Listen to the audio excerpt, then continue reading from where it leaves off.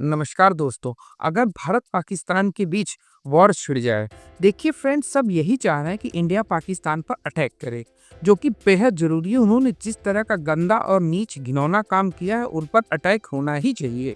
देखिए, मैं video edit की बात करूँ, मैं इसको 3 मई 2025 को शूट कर रहा हूँ।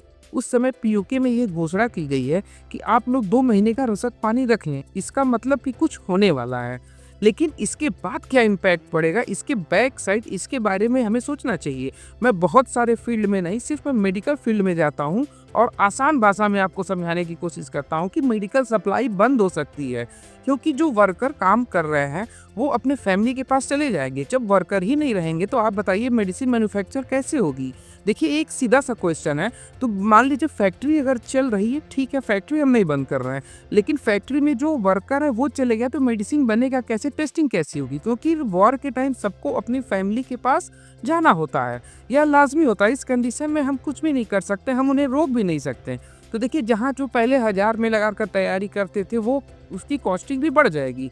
देखिए, आम नागरिक को अपने पास कौन सी मेडिसिन रखनी चाहिए, साथ ही युद्ध हेल्थ केयर सिस्टम पर क्या असर पड़ता है, आइए इसको हम विस्तार से समझने की कोशिश करते हैं। देखिए, मैं आपको एक बात बताता हूँ। यूक्रेन और जो ये रसिया का अभी कुछ टाइम पहले युद्ध छिड़ा था, इसको डब्ल्यूएचओ ने हेल्थ केयर वायलेशन वॉर कहा था, क्योंकि सीधे 700 से अधिक हॉस्पिटल्स पर अटैक किया गया था।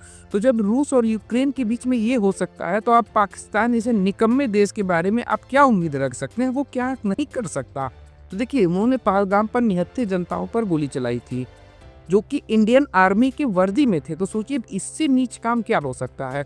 युद्ध के समय मेडिकल सप्लाई सबसे पहले प्रभावित होती है। इसके लिए इंसान अपने हर इमरजेंसी मेडिकल किट को तैयार रखना चाहिए, क्योंकि ये बेहद ज़रूरी है। हालांकि इंडिया में बहुत ज़्यादा मेडिकल सिस्टम अवेलेबल है, लेकिन इमरजेंसी के टाइम यकीन मानिए कुछ भी नहीं मिलता है। जैसा कि हमने कोविड में देखा था, इतने सारे मेडिकल से, लेकिन अवेलेबल कुछ नहीं हो पा रहा था। तो युद्ध की स्थिति में सबसे जो इम्पॉर्टेंट हेल्थ केयर सिस्टम होता है, उसको अलग अलग स्तर पर देखिए, इंफ्रास्ट्रक्चर सबसे पहले डैमेज होता है। उदाहरण के लिए बता दो, हॉस्पिटल्स क्लिनिक पर बमबारी हो सकती है, एम्बुलेंस सेवाएं रोक दी जा सकती हैं। ऑक्सीजन प्लांट जो बेहद इंपॉर्टेंट था, याद करिए जब हमें ओमिक्रॉन 2 आया था तो ऑक्सीजन की कितनी किल्लत हुई थी। मेडिकल सप्लाई भी डिस्टर्ब हो सकती है। इंपोर्ट एक्सपोर्ट, जैसे हम कुछ मेडिसिन, इंसुलिन वगैरह, एंटी कैंसर की मेडिसिन, वो बाहर से हम परचेज करते हैं, तो ये बिल्कुल मिलना बंद हो सकती हैं।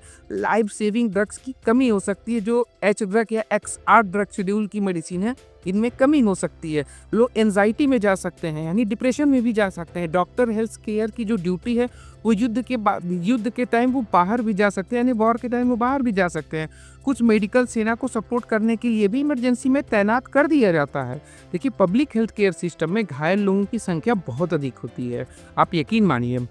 लेकिन इस सिचुएशन में बिगड़ने पर पेंडेमिक यानी महामारी भी फैल सकती है। जैसे टाइफाइड हो गया, और भी मलेरिया भी हो गया, हैजा, और भी कई सारी चीज़ें इस समय फैल जाती हैं। लेकिन ख़ास तौर पे बच्चों और महिलाओं को हमें काफ़ी मतलब मैं क्या कहूँ, उसको तरीके से आपको सेव करके रखना पड़ सकता है। ख़ास तौर पर अगर आप बॉर्डर साइड से ये वीडियो देख रहे हैं, तो आपको जो मेडिसिन किट है वो ज़रूर रखना चाहिए। देखिए, मैं एक छोटी सी मेडिसिन किट आपको बताने वाला हूँ, जिसमें ये सारी चीज़ें रहती हैं जो आपको युद्ध या वॉर के टाइम में काम आ सकती है। आप पेन किलर्स रख सकते हैं, पैरासीटामॉल, लाइबोफेनिक, डाइक्लोफिनेक जेल, इनके इंजेक्शन भी रख सकते हैं। एंटीबायोटिक्स, जैसे बहुत हैवी नहीं, लेकिन कुछ एंटीबायोटिक, जैसे माक्साकेलिनिक हो गया और जीफी हो गया, यानी सिफैक्सिम हो गया, ये एंटीबायोटिक है। जिथ्रोमाइसिन, ये पूरे इंडिया में कई कोने पर चलाई जाती है, इसको आप रख सकते हैं। लेकिन ये सारे मेडिसिन आप डॉक्टर की सलाह पर ही रखें, और कोशिश करिए अपने फैमिली डॉक्टर से आप जरूर कांटेक्ट करें। देखिए, एनेस्थेटिक जो मेडिसिन होते हैं, जैसे सांस की मेडिसिन हो गई, इनको भी रखना बहुत ज़रूरी होता है। Antiseptic bounded cream, Betadine, Dettol, bandage, cotton, गॉस्थान, बर्नॉल, ये सारे आपको रखने पड़ सकते हैं। ORS डिहाइड्रेशन के लिए होता है, इसको भी बहुत ज़्यादा रखना कंपलसरी होता है। एंटी एलर्जी कोल्ड की मेडिसिन से क्रोनिक, देखिए मेरा वीडियो बनाने का सबसे बड़ा मकसद यही था कि ज़्यादातर इन्हीं पेशेंट को दिक्कत होती है, क्योंकि इनकी दवाएं रोज़ लेने की ज़रूरत पड़ सकती हैं। आपसे मेरा यह रिक्वेस्ट है, अभी कुछ दिनों के लिए अगर आपके पास 50 से 60 रुपए की स्ट्रिप में मेडिसिन आ रही है, तो आप 2 से 3 महीने का एक्स्ट्रा डोज लेकर जरूर रख लें। नहीं मिलता है तो आप कहीं से भी अरेंज करके रख लें। इस कंडीशन में ये स्टेप बहुत ही ज़्यादा हो जाता है, क्योंकि अगर उस समय ब्लैकआउट होना शुरू हो गया तो यकीन मानिए यही मेडिसिन 1000 रुपये तक बिकती है। क्योंकि अगर एक डिस्ट्रिक्ट में 100 बॉक्स आते हैं और डिस्ट्रिक्ट की पॉपुलेशन 5 लाख से अधिक है, तो उसमें कई लोग होंगे जो ब्लड प्रेशर और डायबिटिक के मरीज होंगे, इसलिए उनको इस मेडिसिन की ज़रूरत पड़ती है और लोग लाइन लगा के खड़े रहते हैं। अगर कोई क्रोनिक बीमारी जैसे बीपी या ब्लड शुगर, अस्थमा, तो आप सतर्क हो जाएं, क्योंकि आपके घर में 1, 2, 3 अगर 4 लोग इस डायबिटीज के पेशेंट हैं तो भैया आप और अधिक सतर्क हो जाइए, एकदम यकीन मानिए। क्योंकि भारत में कोविड के टाइम हमने देखा था कि सरकार ने फरमान जारी किया था कि मेडिकल स्टोर्स कोई मेडिसिन रख नहीं सकते हैं। लेकिन उस सिचुएशन में, क्योंकि मैं भी एक केमिस्ट था, तो मुझे भी मालूम था आधार कार्ड या पैन कार्ड पर कुछ ऐसी रिस्ट्रिक्टेड मेडिसिन थी जो हमें देना पड़ता था, लेकिन हम एक पर एक ही दे सकते थे। अगर आपके परिवार में 4 से 5 लोग हैं तो सोचिए आप क्या करेंगे। आपके पास एक ही आधार कार्ड होगा तो आप कहाँ से लेंगे। तो इन सब चीज़ों से बचने के लिए आप पहले से मेडिसिन स्टोर करिए, ज़्यादा नहीं, 2 से ढाई महीने तक का, ठीक है। जैसे ब्लड प्रेशर में एब्लोकाइन वगैरह आता है, इंसुलिन, ब्लड शुगर में मेटफॉर्मिन चलता है, विग्लिपोज चलता है, प्रोगेंडाजोल चलता है। हाँ, जो अस्थमैटिक हैं वो इन्हेलर वगैरह अपने पास ज़रूर रखें। थायराइड की आप मेडिसिन रख लें। बेसिक ड्रग जैसे पैरासीटामॉल तो मैंने पहले ही बता दिया है, डिजिटल थर्मामीटर हो गया, ब्लड प्रेशर मॉनिटरिंग मशीन हो गया, ऑक्सीमीटर हो गया। अगर आप एक्स्ट्रा स्पेंड कर सकते हैं तो आप रख लें। अपने फैमिली डॉक्टर से आप बात करके बच्चों की मेडिसिन खास तौर पर रख लें, क्योंकि बच्चे सर्दी जुकाम और वॉर के सीजन में या उनको धुआं लगने की वजह से वो और अधिक स्मोकी फील करते हैं और उनके फेफड़े, लंग्स वगैरह काम करने काफ़ी में प्रॉब्लम आती है। देखिए, एक्सपायरी डेट काफ़ी लंबी होती है, इसलिए आप मेडिसिन को स्टोर करने से बिल्कुल ना हिचकिचाएं। इसमें कोई ऐसी बात नहीं हो सकती है।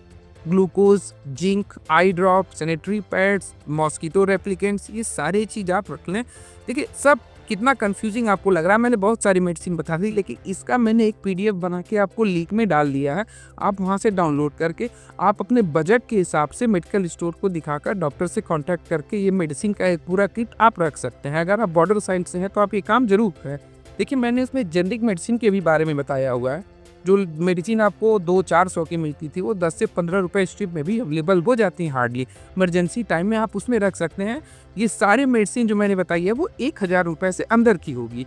देखिए, मेरा ओपिनियन क्या कहता है, एक परिवार में अगर एक इमरजेंसी किट रहता है तो वो 15 से 20 लोगों के लिए काफ़ी होता है। बाउंस, क्रीम वगैरह, हाइड्रोजन वगैरह अपने साथ जरूर रखें। देखिए, अगर हो सके तो जो मेडिकल की आपकी डॉक्यूमेंट, जो रिपोर्ट्स वगैरह है आपके फैमिली मेम्बर्स की, तो उसको एक साइड रखें। कम से कम 1 व्यक्ति को फास्ट एड की पूरी जानकारी आप दें। अगर नहीं मिलता है तो आप हमसे संपर्क करें, हम आपको वीडियो प्रोवाइड कर देंगे। और यदि हो सके तो आपका कोई फ्रेंड अगर मेडिकल फील्ड में है या केमिस्ट है तो आप उससे 24 आवर कांटेक्ट में रहें। अगर उसके पास पैसा नहीं है तो आप उसे पैसा देकर मेडिसिन अवेलेबल करने के लिए कहें, क्योंकि वॉर या किसी भी कंडीशन में किसी को भी पैसे की क्राइसिस हो सकती है और आपका अपना सहयोग वॉर से दूर रहने के लिए ज़रूर काम करेगा। अगर आपको कोई भी प्रॉब्लम आती है इससे रिलेटेड तो आप उससे ज़रूर कांटेक्ट करें, हम आपकी पूरी मदद करेंगे। वीडियो में यहाँ तक बने रहने के लिए धन्यवाद। चलिए मिलते हैं अगली वीडियो में।